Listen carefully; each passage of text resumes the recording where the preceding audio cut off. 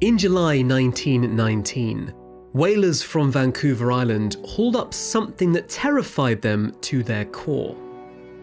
At first glance, it was a 27-ton female humpback whale. But when they looked closer, they saw that she wasn't like any other whale. She had legs. Not fins or flippers or flukes, but unmistakably legs. 2 of them. Each more than a metre long, joint at the knee, with skin like leather, and ending in a round stump that looked like a human fist. Was this some kind of sea monster like they read about in their Bibles? A bad omen? A washed-up creature from the ancient past? The shell-shocked sailors sent letters to the world's leading whale experts in New York, but even they were clueless. Never in recorded history had anyone ever seen or heard of anything remotely like it. Until one scientist called Roy Chapman Andrews had an idea.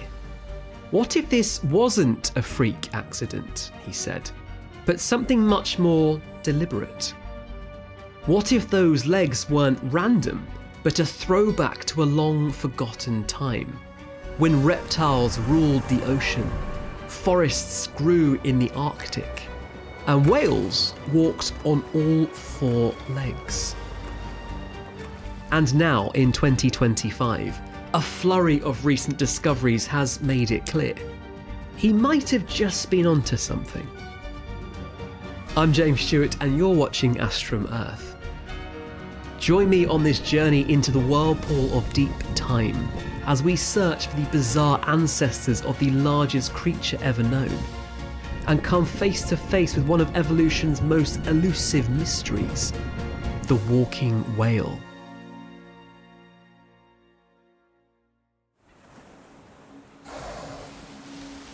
Whales are, quite literally, the biggest enigma on Earth.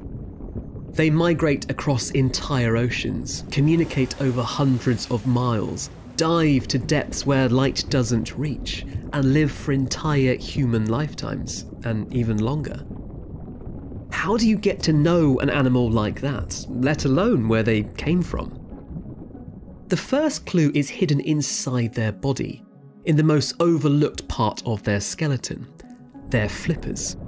We might assume that they're just lumps of cartilage, but what's really inside them is much more unusual. 5 colossal individual fingers.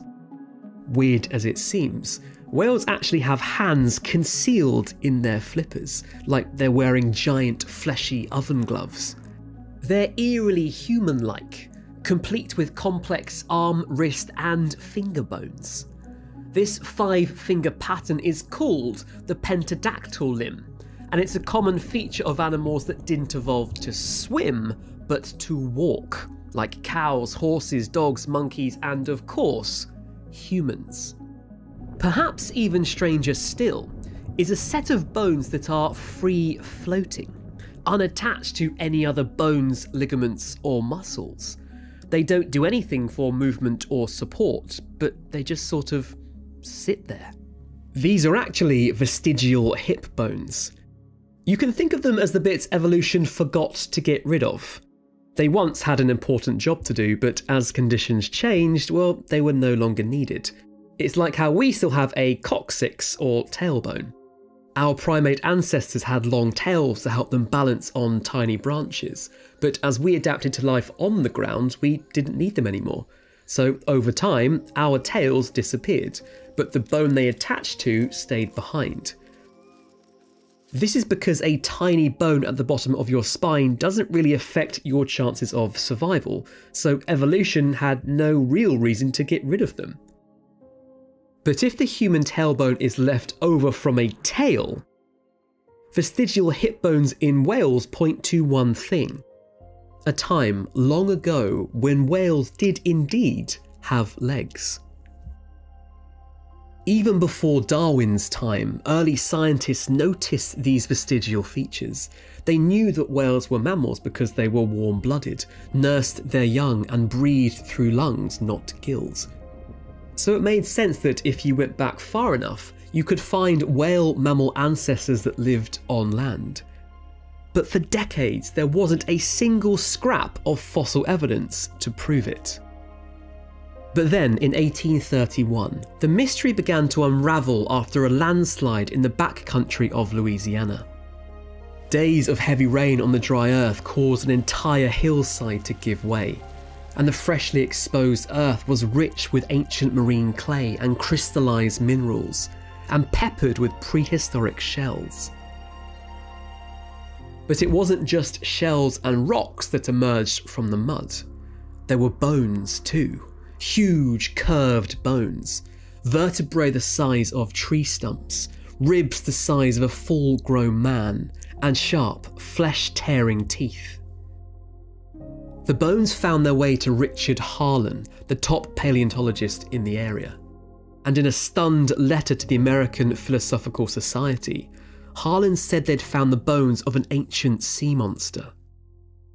The American public was enraptured, and a few years later, punters flocked to New York to gawp at the 30-metre-long skeleton of the same creature, shown off as a biblical leviathan from the time before Noah's flood.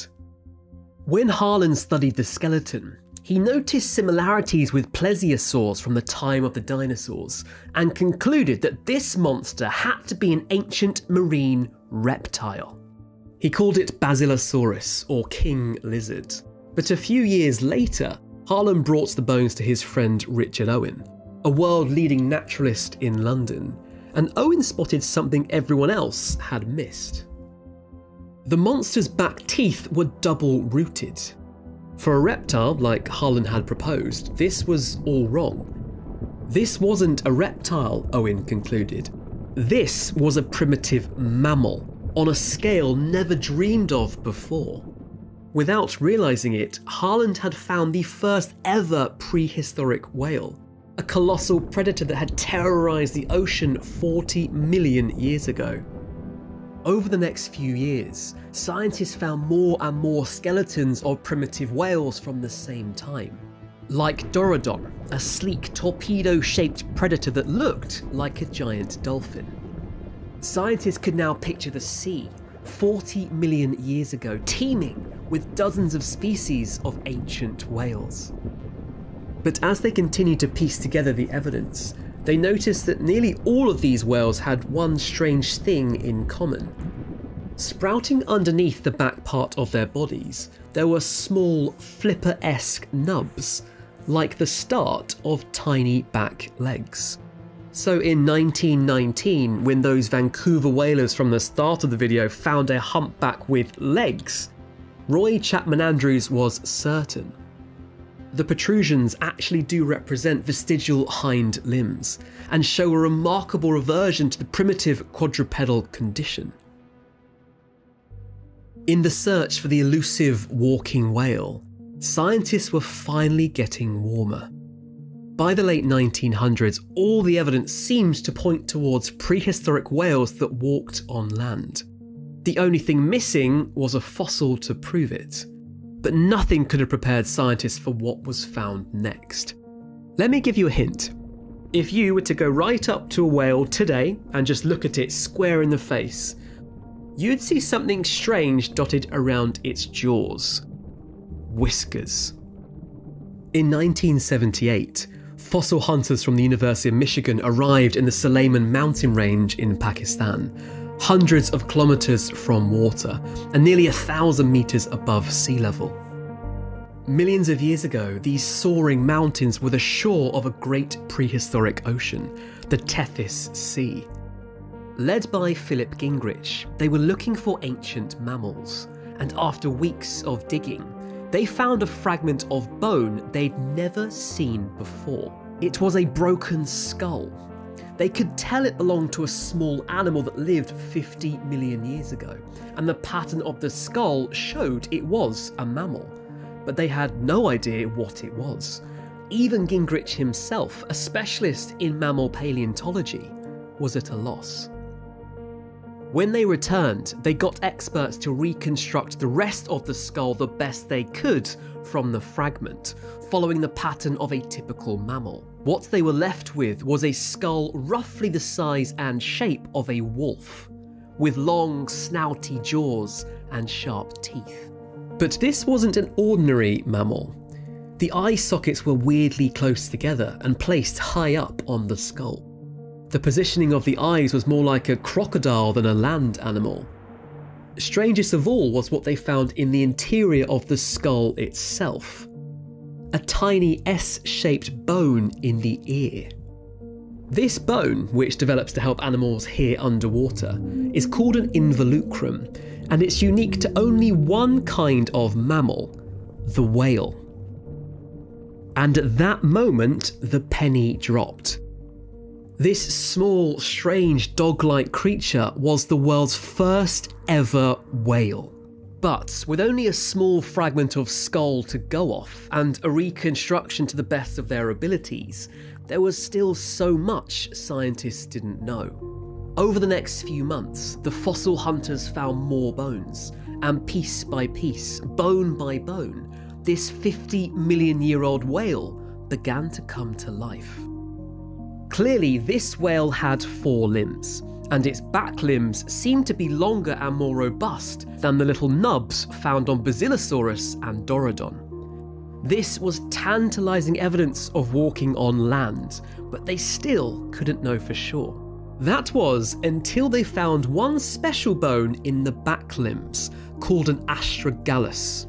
The astragalus is a kind of ankle bone, and all mammals with 4 limbs have them. But compared to those of later whales, this creature's astragalus bones were different, because they were clearly built not for swimming, but for walking. So at last, after hundreds of years, scientists had the answer. Definitively, this was indeed a whale that walked on land. Gingrich called it Pakicetus, and it's one of the strangest looking animals you could think of. Imagine a creature about the size of a wolf, standing up on all 4 legs, with a sleek body covered in fur. It has a long, pointy, awkward head that looks like a cross between a greyhound, a rat, and a crocodile, if you can picture that. Oh, and it has a tail and feet that are like those of a dog. The ear bone said Pakicetus was a whale, and the ankle bone said it walked. But scientists still didn't know, what actually was it? Where on earth did such a strange creature come from? The answer went back to that ankle bone, the astragalus. See, most mammals have what's called a single pulley astragalus, which basically allows your ankle to move in all directions. But it's fine to notice Pakicetus had a special double pulley astragalus, which restricts movement to one direction. This is useful on land because it more or less makes it impossible to twist your ankle.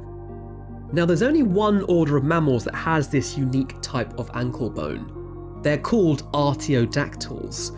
Generally speaking, these are mammals with hooves, like pigs, sheep, cows, antelope, giraffes, hippos, camels, deer, and now, of course, whales. Scarily, it may have taken us millions of years, loads of paleontologists, and thousands of hours of work to track down Pakicetus, but you just know if Pakicetus had any online presence whatsoever, those pesky data brokers would sell him out to the nearest prehistoric predator in an instant. I like to think of data brokers as the gossipers of the internet, going around the place collecting your personal info, selling it, and spreading it around like it's the latest drama. That's why you get spam calls, creepy ads, and the constant barrage of messages reminding you that no matter how much you spend on a racket, you'll still suck at your new midlife crisis hobby, paddle. Enter Incogni, your personal data bodyguard. It hunts down those sites sharing your info and tells them to delete it. Plus, with their unlimited plan, you can send in custom links like, hey, my info's on this random site, and poof, it's gone. Think of it as hitting the disappear from the internet button. What a dream. Much like our prehistoric friend here, they can't scam you, stalk you, or spam you if they can't find you. Try Incogni risk-free for 30 days. And with my code ASTRUMEARTH, you'll get 60% off annual plans too. Click the link in the video description to make your data as extinct as the dinosaurs. But how in the world did this strange little creature turn into the majestic ocean whales we know today? Well, to find the answer, we need to look more closely at its home, the shore surrounding the Tethys Sea, 50 million years ago. It's rocky and arid, except for a few shallow streams and lakes. It only rains a few times a year, and food is hard to come by. Pakicetus uses its long snout to hunt for washed up fish on the shores. To make things worse for Pakicetus, Earth's climate is also getting hotter. As the continents continue to drift further apart, new ocean currents are forming, carrying with them warm water and air from the equator into the polar regions. These warmer poles result in a warmer planet. So along the shorelines where Pakicetus lives, food is becoming more and more scarce. If Pakicetus wants to survive, he needs to find a new food source fast. Luckily for Pakicetus, although the warming climate makes food harder to find on land, it contributes to an explosion of life somewhere else, in the water. So, for the first time ever, Pakicetus dips his toes into the water in search of food. And in the warm shallows, he finds an abundance of fish, plankton, and other small sea creatures. And so, with this seemingly trivial change in food choice, Pakicetus kickstarts one of the most extraordinary evolutionary journeys in the history of our planet. More than 300 million years after the first animals crawled out of the water, the very first whale crawls back in. But after solving one problem, Pakicetus now faces another, because there's more lurking in the ancient Tethys Sea than just fish and plankton. Pakicetus is primarily adapted for living on land, which makes him a slow and clumsy swimmer. To get around, he has to paddle like a dog. This makes him a sitting duck for prehistoric predators, like giant crocodiles and sharks. So within a few million years, Pakicetus is snuffed out from the fossil record. For the scientists piecing together the story of whale evolution, it was like their flame had been extinguished. What if Pakicetus was just a revolutionary dead end? A weird land mammal that wandered into the sea, only to be stamped out by predators for good. After all, Pakicetus didn't look anything like the next oldest whales, Basilosaurus and Dorudon. If Pakicetus was the grand whale ancestor they hoped for, there had to be a missing link. 16 years after Pakicetus was found, a student of the finder called Hans Thievissen went back to the mountains of Pakistan. In rock dating back 49 million years, he unearthed the back leg of an unknown mammal. The next day, he found its vertebrae and some ribs. Finally, on the third day, he found a fragment of skull, but he still couldn't tell what it was. It was long, much longer than Pakicetus, with a sleek spine, slender fingers, and sharp-toothed jaws. Its legs were sturdy enough to support itself on land, but the hind legs were wide enough to be flippers. Could this be the missing link they were searching for? There was only one place to look: the ear bone. If it had that same special underwater ear bone as Pakicetus, they would know for certain if it was a whale. And sure enough, it did. Thievissen had found the next link in the chain of whale evolution. Pakicetus didn't die out, it evolved. He named this new creature Ambulocetus natans, which means walking, swimming whale. In his own words, they had finally caught evolution in the act. So how did the land animal Pakicetus evolve into Ambulocetus, the walking, swimming whale? To escape the jaws of crocodiles and sharks, Pakicetus' tail got thicker and developed muscles like an otter. Its back legs got shorter and wider, acting like flippers. Its body and skull got longer and more streamlined. This same pattern continued for the next few million years. Whales' legs got shorter and more flipper-like, so they got worse at walking and better at swimming. In just a few million years, it seemed like whales were ready to take to the water entirely. In 2009, Philip Gingrich, the original finder of Pakicetus, struck gold once again. And by gold, I mean Maiacetus, a primitive whale from 47 million years ago. Despite living just a few million years after Pakicetus, Maiacetus limbs are shaped almost entirely for swimming, not walking. The body is long, streamlined, and at a glance, fully optimized for life in the water. And yet, Maiacetus has one surprising secret, which shows the first ocean whales might have been more attached to the land than we previously thought. When Gingrich unearthed the first Maiacetus fossils, the first thing he found was small teeth, which he assumed were those of a small adult whale. But as they continued to expose the fossil, they found ribs that were unusually large, far too large to go with those teeth. After a full day of digging, Gingrich realised something extraordinary. This wasn't just one skeleton, but two. The big ribs didn't belong to the owner of those small teeth. They belonged to its mother. Gingrich had found a pregnant mother whale, with her baby almost fully developed and ready to be born. While this was an amazing find in itself, Gingrich realised there was something even more curious about it. See, when aquatic whales give birth, they do so tail first, to prevent the newly born baby from drowning. But inside this Maiacetus, the fetus was positioned completely wrong, as if it was about to be born head first. And there's only one class of animal that gives birth head first: land mammals. This indicates that 47 million years ago, even though whales spent nearly all of their time in the water, they still used their short stumpy legs to haul themselves back onto land to give birth. It's like how sea turtles still crawl back onto land to lay their eggs. Maiacetus is fascinating because it's the best image we have of an aquatic swimming whale actually standing up and walking on land. So how did whales go from this to becoming the full-blown sea creatures we know today? By the time Basilosaurus and Dorudon arrived 40 million years ago, whales were clearly fully aquatic. Creatures that fed, mated, slept, and lived entirely in the water. Their nostrils had moved up their nose to the top of their head, creating a blowhole. They traded in their front legs for flippers, leaving behind those bony fingers inside.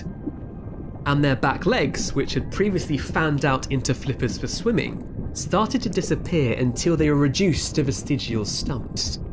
But if those flipper-like back legs previously helped them swim better, why did they disappear? Why didn't whales end up with paddling back flippers like turtles? The answer comes down to one incredible piece of swimming equipment that blows flippers out of the water, and surprisingly comes directly from their land-dwelling ancestors. The whale's gigantic tail is one of the most glorious swimming adaptations in the entire animal kingdom. Around 40 million years ago, at the time of Basilosaurus and Dorudon, whales' tails started to stretch out into what's called a fluke, basically a giant paddle. Over time, these tails grew and grew, until they became the majestic tails we see on whales today. It is in fact these mammalian tails that actually make whales such phenomenal swimmers, able to traverse the world's largest oceans and dive miles below the surface. Ironically, whilst this may seem a far cry from the doggy paddling Pakicetus that first dipped his toes into the water, the whale's way of swimming is actually much closer to Pakicetus than you might think. those powerful up and down strokes of the tail that whales use are actually an underwater echo of how their ancestors moved on land. In fact, it's the same for almost any mammal with 4 legs. Imagine a cheetah bounding across the African savanna, a horse galloping across an open field, or even a dog darting after a tennis ball. If you look closely at the movement of their back, you'll see the way their spine curves up and down with each stride. This pattern is called undulation, and oddly enough, if you look at a whale swimming through water, you'll see the exact same shapes in their spine. Fish and sharks, on the other hand, swim side to side, with vertical fins like the rudder of a boat. But whales, with their massive horizontal tail, swim up and down, like a mammal bounding on land. This is because whales inherited that same land mammal backbone, which was designed to flex up and down with each stride to help them run faster. It just wasn't designed to bend sideways. If you think about your own spine, you can curl your head forwards or stretch it back, but twisting it side to side feels much less natural. So when Pakicetus got into the water, he brought that land-based equipment with him. That means the way a whale swims is, in a way, a distant memory of what it was like to bound across the shores of the Tethys Sea all those millions of years ago. From the furry Pakicetus, to the walking, swimming whale, to the land-birthing Maiacetus, to fully aquatic Basilosaurus and Dorudon, at last we've arrived at the modern whale. But to finish the story of whale evolution, there's one final question to answer, which scientists have puzzled over since records began. Why are they so big? While there have been the odd species of giant whale here and there since the time of Basilosaurus, it was only 5 million years ago that whales grew into the giants we see today. For some reason, at that exact time, whales across the oceans simultaneously exploded in size. Sure, since they got in the water, they freed themselves from gravity so they could grow without being crushed under their own weight. But why did they balloon so suddenly 5 million years ago? What was the trigger? Well, around the same time, Argentina and South America were splitting from Antarctica, causing a shift in ocean currents. This led to massive blooms of plankton, krill, and small fish. This meant whales enjoyed an underwater feast like never before. With such an abundance of food, whales were free to grow and grow. On top of this, there are actually advantages for a whale to be so big. Surprisingly, it actually makes them more energy efficient. That's because in water, the bigger you are, the fewer calories per unit of body mass you use when you swim. This sounds like a minor detail, but when you spend literally hundreds of years migrating across the biggest oceans in the world, those extra calories start to come into their own. So without a worry for gravity, selective pressure to grow, and more food than they could possibly want, there was simply nothing to stop whales from becoming the biggest creatures ever to exist on Earth. Elephants are big, dinosaurs are bigger, but nothing in the history of planet Earth, living or dead, has ever come close to the phenomenal size of today's blue whale. They can grow up to 33 meters long, with a heart the size of a car, a tongue the weight of an elephant, blood vessels so wide you could swim through them. The story of how these unfathomable giants evolved from one small, furry mammal that dipped their toes into the water 50 million years ago is one of the most incredible examples of evolution at work.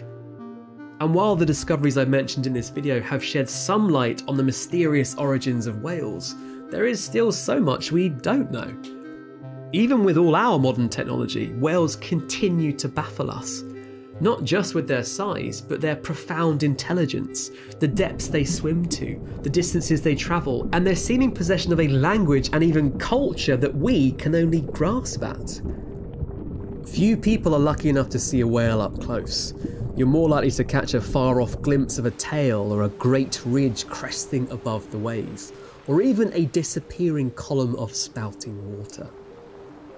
try as we might, we may never know the deepest secrets of Earth's great whales.